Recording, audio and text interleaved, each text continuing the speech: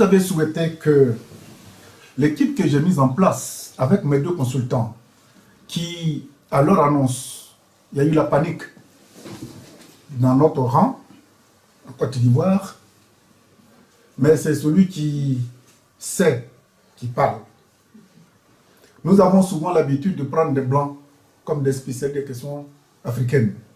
Mais bon Dieu, pourquoi le blanc doit quitter ici pour aller se spécialiser dans des problèmes qui nous concernent nous-mêmes?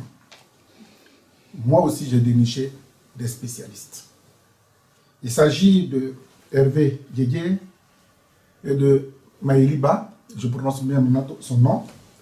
Ils ont pris fait et cause pour l'assassinat du jeune Brice. Il faut qu'on en parle. Oui, je ne suis pas content, je suis très en colère ce matin. Il faut qu'on en parle. Est-ce que le président Ouattara fait exprès pour que tout cela se passe en Côte d'Ivoire? Je ne voudrais pas m'énerver, mais il s'agit d'un enfant qui vient d'être ignoblement abattu et qui laisse une trace indélébile d'affection, d'infection à sa maman et à ses parents. Tout à l'heure, la personne que nous allons rencontrer m'a dit quelque chose que j'ai noté. Elle dit quand une femme perd son mari, on dit qu'elle est veuve. Quand un homme perd sa femme, on dit qu'il est veuf. Quand un fils perd son père, on dit qu'il est orphelin. Mais quand un homme perd son fils, il n'y a pas de qualificatif. Quand une femme perd son fils, il n'y a pas de qualificatif. Nous avons trouvé ce qualificatif-là aujourd'hui. Monsieur Miambli, si vous m'écoutez, c'est contre vous que nous allons faire cette rencontre depuis Paris. Trop, c'est trop. À la suite de l'assassinat qui a été commis chez vous sur le jeune Brice, mes 2 consultants ont lancé par émotion, par colère, des appels aux dons. De passage à Paris, nous avons une grande connaissance, une dame expérimentée, attention, j'ai dit expérimentée, en droit, Maître Françoise Ofoumou. C'est à Paris que nous sommes venus la rencontrer. Maître, bonjour. Bonjour, Joël. Alors, Maître, à la suite de l'assassinat du jeune Brice, mes 2 consultants ont lancé, d'abord, ils soutiennent la famille, la mère qui est complètement éplorée. Malheureusement, en Afrique, quand vous n'avez pas d'argent et que vous êtes en face de ceux qui en ont, ils peuvent vous enlever la vie et vous devez applaudir. À la suite du combat, ils sont tombés sur un cabinet qui veut leur prendre 8 millions de francs CFA pour défendre le dossier de Brice. Et puis, comme tout attend, les réseaux sociaux ont fait que vous avez eu vent de ce combat que Maïli et Hervé mènent sur les réseaux sociaux pour que, au moins, justice soit faite. Alors vous partez volontaire pour dire, mais pourquoi prendre de l'argent pour défendre un crime? Disons que c'est... Quand un avocat est constitué, c'est normal que des honoraires soient versés à ce cabinet d'avocats. Et quand des cas d'espèce dérangent certains militants ou militantes des droits humains ou de la démocratie, ces personnes peuvent se joindre à la défense, au collectif constitué. Et ces personnes-là, je veux dire ces militants des droits humains, peuvent parfaitement défendre la cause sans pour autant exiger des honoraires. Et c'est un peu pour ça que après avoir constaté, j'allais dire sur les réseaux sociaux, la détresse de la mère de Brice, j'ai décidé d'être la voix des sans-voix. Je veux dire par là que j'ai suivi avec beaucoup d'intérêt la conférence de presse donnée par Monsieur Méambli. Monsieur Méambli, Evariste. Qui est député, hein? Il est député. Député de Fakobli. Intouchable. Et président de la région du Guémon. J'ai suivi également des interventions de proches du défunt, Donc des personnes, des personnes sachantes. Et j'en suis arrivée au fait que, avec une plainte déposée contre un défunt, parce que dans la conférence de M. Méambli, j'ai relevé qu'il avait déposé plainte contre Brice. J'ai relevé qu'il avait déposé plainte contre tous ses proches collaborateurs, sa garde rapprochée, son directeur de protocole, etc. Et au milieu de toutes ces plaintes, je me dis, mais il faut faire quelque chose. Et cette chose à faire, c'est essentiellement que la plainte soit déposée, d'accord. Je ne parle pas de déposer plainte, il ne m'appartient pas de déposer plainte contre M. Méambli, mais pour que la véracité des faits soit ressortie, pour que l'enquête soit objective, il faut absolument que le président de l'Assemblée nationale, j'ai nommé l'honorable Soro Kiba Fouriom, puisse être interpellé, comme moi je le suis, pour convoquer une session de l'Assemblée nationale, pour pouvoir lever l'immunité parlementaire de M. Méambli. Très bien. Et ce sera la meilleure manière de procéder à l'enquête de manière objective. Procéder à cette enquête de manière objective parce que je vous assure que trop c'est trop. Je veux dire qu'il y a trop d'impunité au niveau de la Côte d'Ivoire sous le régime du président Ouattara. Je dis cela parce que avant ma venue, avant de venir en Côte d'Ivoire, en France, nous avions relevé qu'il y avait un député qui avait frappé, qui avait giflé une policière. Non, nous avons constaté également qu'il y avait un chef traditionnel qui avait battu copieusement une jeune avocate.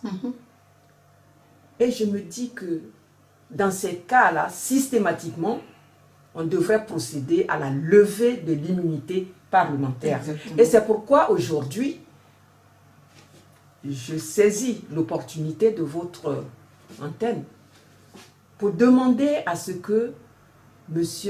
Soro Guillaume fasse lever l'immunité parlementaire de M. Méambli. En votre qualité d'experte en la matière, quand vous parlez, on a l'impression que c'est facile. Mais comment est-ce que monsieur le président de l'Assemblée nationale peut lever l'immunité parlementaire d'un député, qui plus est président du Conseil général de sa région? C'est facile? Je veux dire que c'est faisable.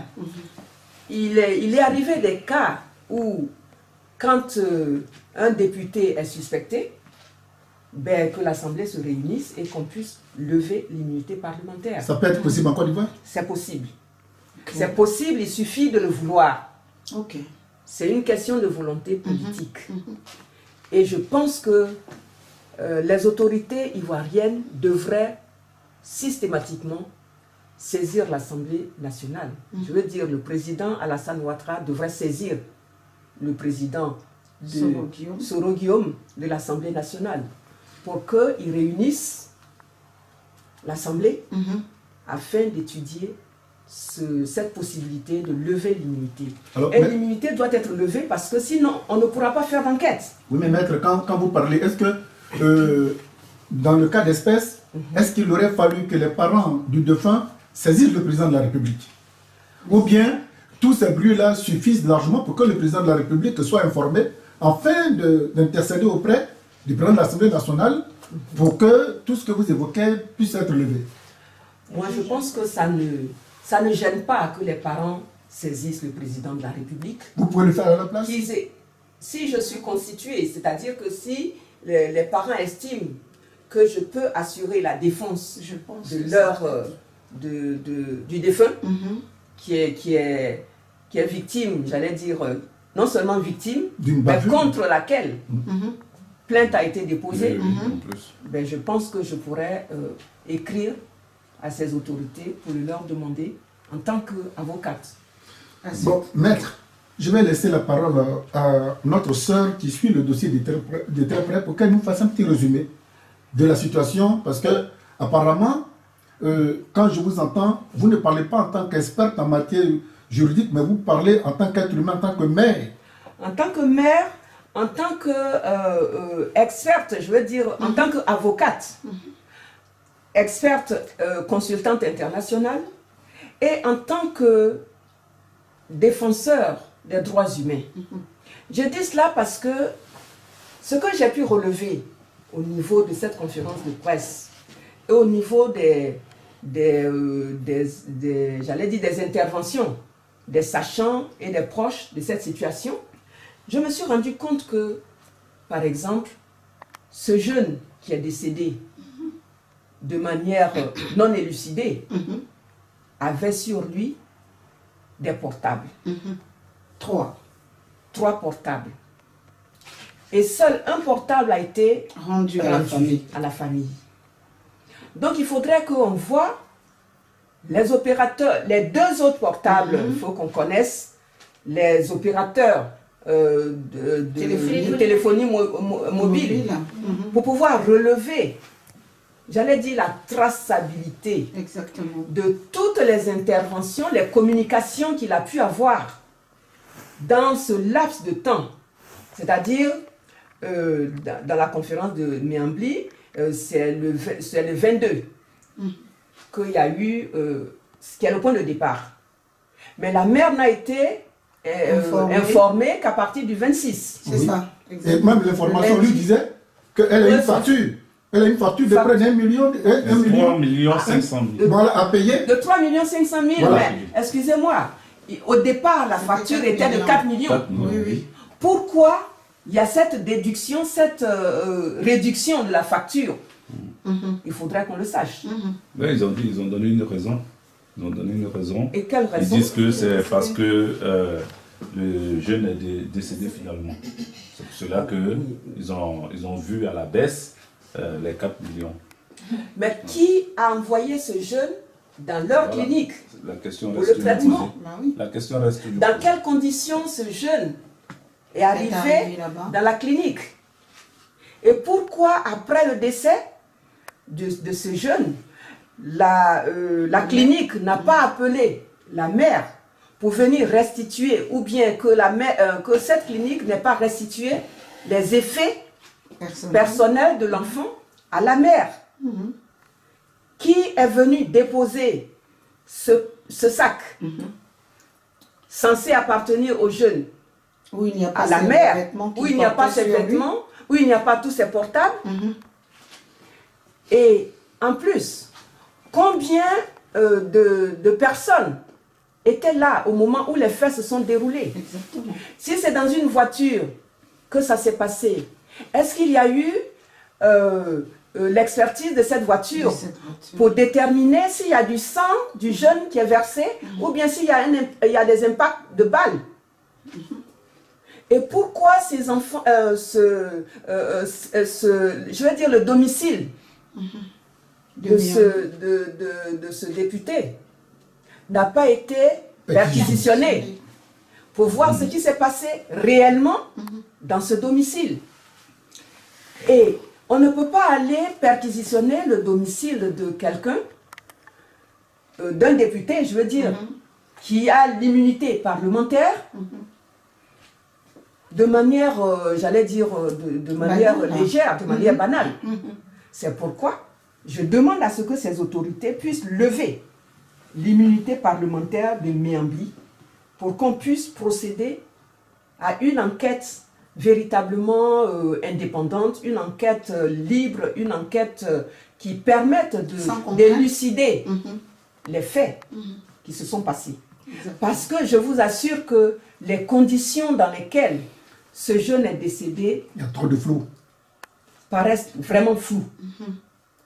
Ces conditions paraissent floues. Parce que ceux qui ont informé la mère J'en veux pour preuve que le capitaine Théouli, Théoué. le capitaine De la Théoé, gendarmerie. voilà, qui disait que l'enfant n'était pas décédé, Exactement. Oui, au départ. s'est retrouvé par la suite en pleurs Chez la mère. chez la mère. Mhm. Donc, il faudrait qu'on explique tous ces détails, qu'on sache véritablement ce qui s'est passé. Parce que j'estime que l'impunité est de trop. Cette fois est de trop. Il y a eu beaucoup de cas. On a entendu parler de crimes rituels.